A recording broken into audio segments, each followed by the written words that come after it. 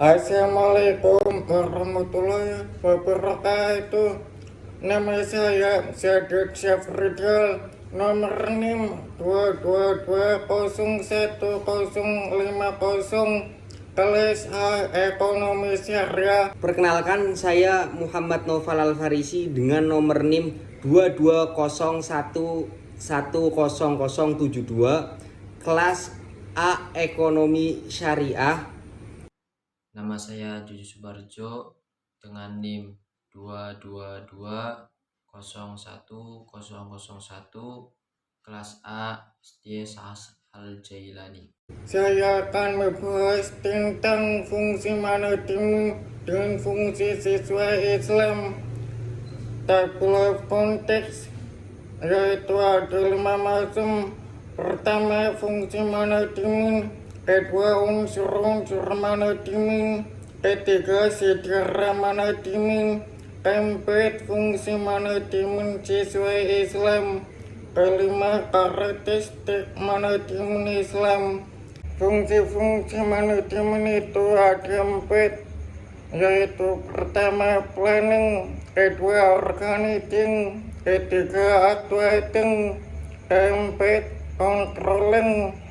Fungsi manajemen planning. Fungsi manajemen yang pertama adalah fungsi perencanaan. Manajemen berfungsi untuk menyusun rencana dan strategi untuk mencapai tujuan organisasi. Planning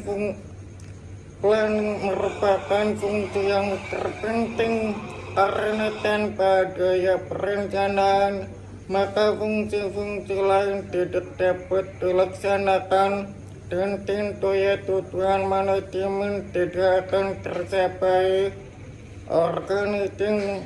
Fungsi perorganisasian adalah fungsi manajemen dalam hal pembagian tugas dan kegiatan besar menjadi kecil untuk dibagikan pada para anggota sesuai keahlian masing-masing anggota organisasi.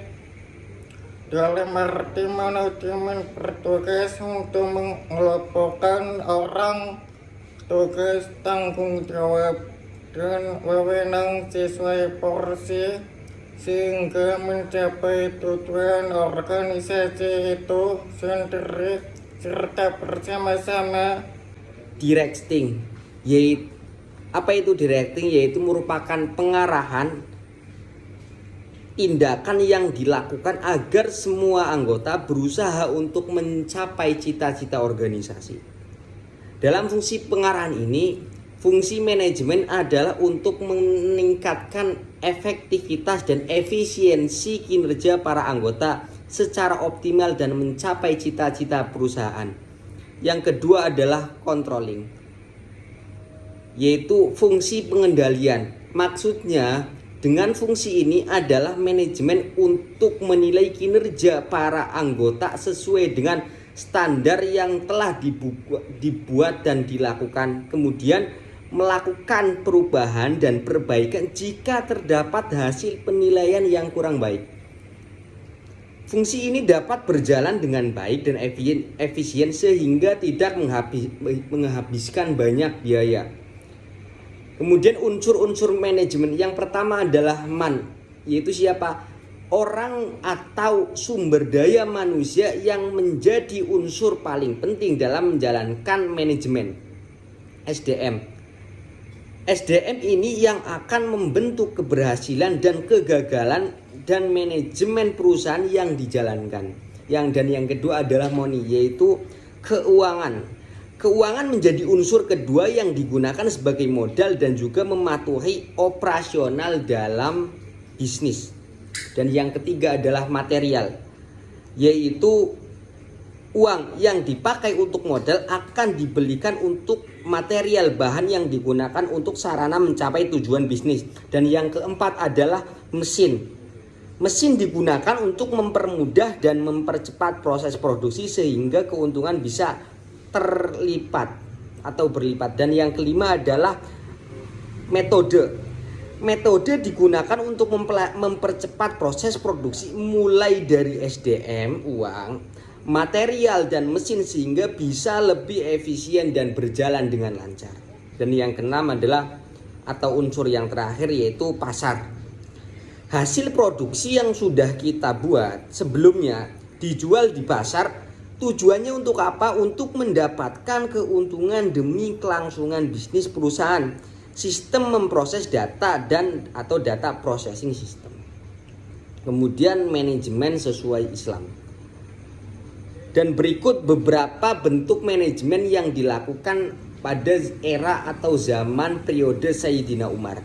Yang pertama, di dalam bidang kenegaraan. Ketika daerah kekuasaan Islam semakin luas, Sayyidina Umar mulai melakukan atau memberlakukan administrasi negara dan membentuk jabatan keamanan serta tenaga kerja. Dan yang kedua, beliau dalam bidang pertanian mengambil langkah-langkah penting. Misalnya menghadiahkan tanah pertanian kepada masyarakat dengan syarat mampu menggarapnya atau memprosesnya, mengolahnya dan membuat saluran irigasi serta mendirikan lembaga yang khusus untuk mendukung program tersebut. Dan yang ketiga, dalam bidang perdagangan, Sayyidina Umar menyempurnakan hukum perdagangan yang mengatur pajak dan mendirikan pasar-pasar yang bertujuan menggerakkan roda perekonomian masyarakat. Karakteristik manajemen Islam. Yang pertama yaitu tauhid, yang artinya berarti memandang bahwa segala aset dari transaksi bisnis yang terjadi di dunia adalah milik Allah Subhanahu wa taala. Manusia hanya mendapatkan amanah untuk mengelolanya. Yang kedua, adil, yaitu segala keputusan menyangkut transaksi dan interaksi dengan orang lain didasarkan pada kesempatan kerja yang dilandasi oleh akad saling setuju dengan sistem profit and loss sharing. Yang ketiga yaitu kehendak bebas. Artinya manajemen Islam mempersilahkan manusia untuk menumpahkan kreativitas dalam melakukan transaksi dan interaksi kemanusiaannya sepanjang memenuhi asas hukum yang baik dan benar. Yang keempat atau yang terakhir, pertanggungjawaban, yaitu semua keputusan seorang pemimpin harus dipertanggungjawabkan oleh yang bersangkutan. Dan fungsi manajemen sesuai Islam. Yang pertama yaitu fungsi perencanaan atau planning yang diterangkan dalam Al-Quran surat Al-Hijr ayat 21. Bismillahirrahmanirrahim. Inna min syai'in illa indana khazainuhu wa ma nunazziluhu illa biqadarim ma'lum. Artinya, dan tidak ada sesuatu pun melainkan pada sisi kamilah khazanahnya. Kami tidak menurunkannya melainkan dengan ukuran tertentu. Yang kedua yaitu fungsi organizing, yang artinya di dalam Al-Quran surat An-Nisa ayat 58 dijelaskan bahwasanya inna ya'murukum an tu'dul amanati illa ahliha wa idha hakamtum bainan nas an tahkumu bil adl innallaha ni'ma ya'idukum bih innallaha kana sami'an basira. Hal yang artinya sesungguhnya Allah menyuruh kamu menyampaikan amanat kepada yang berhak menerimanya dan menyuruh kamu apabila menetapkan hukum di antara manusia supaya kamu menetapkan dengan adil. Sesungguhnya Allah memberi pengajaran yang sebaik-baiknya kepadamu. Sesungguhnya Allah adalah Maha mendengar lagi Maha melihat. Yang ketiga yaitu fungsi actuating. Dalam Al-Quran surat As-Saff ayat 2-3 Bismillahirrahmanirrahim. Ya ayyuhalladzina amanu lima taqulu ma la taf'aluna kabura maqtan 'indallahi an taqulu ma la taf'alun. Yang artinya, wahai orang-orang beriman, mengapa kamu mengatakan apa yang tidak kamu perbuat? Amat besar kebencian di sisi Allah bahwa kamu mengatakan apa-apa yang tiada kamu kerjakan. Yang keempat yaitu fungsi controlling. Bismillahirrahmanirrahim. Alam taro anna Allah ya'lamu ma fis samawati wa ma fil ard ma yakunu min najwa thalathatin illa huwa rabi'uhum wala khamsatin illa huwa sadisuhum wala adna min dzalika wala aktsaru illa huwa ma'ahum aina ma kanu thumma yunabbi'uhum bima 'amilu yaumal qiyamah innallaha bikulli syai'in alim. Yang artinya, tidakkah kamu perhatikan bahwa sungguhnya Allah mengetahui apa yang ada di langit dan di bumi. Tiada pembicaraan rahasia antara 3 orang melainkan ialah keempatnya, dan tiada pembicaraan 5 orang melainkan ialah keenamnya, dan tiada pula pembicaraan antara jumlah yang kurang dari itu dan atau lebih banyak, melainkan dia berada bersama mereka dimanapun mereka berada. Kemudian dia akan memberitahukan kepada mereka pada hari kiamat apa yang telah mereka kerjakan. Sesungguhnya Allah Maha mengetahui segala sesuatu.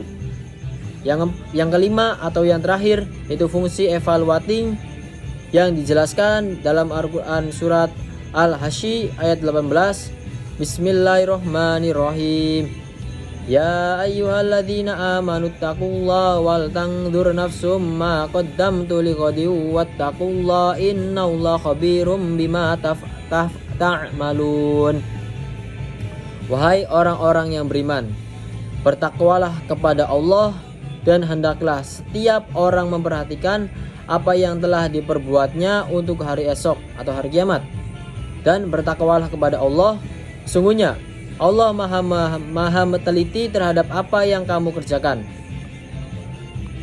Sekian dari saya. Wassalamualaikum warahmatullahi wabarakatuh.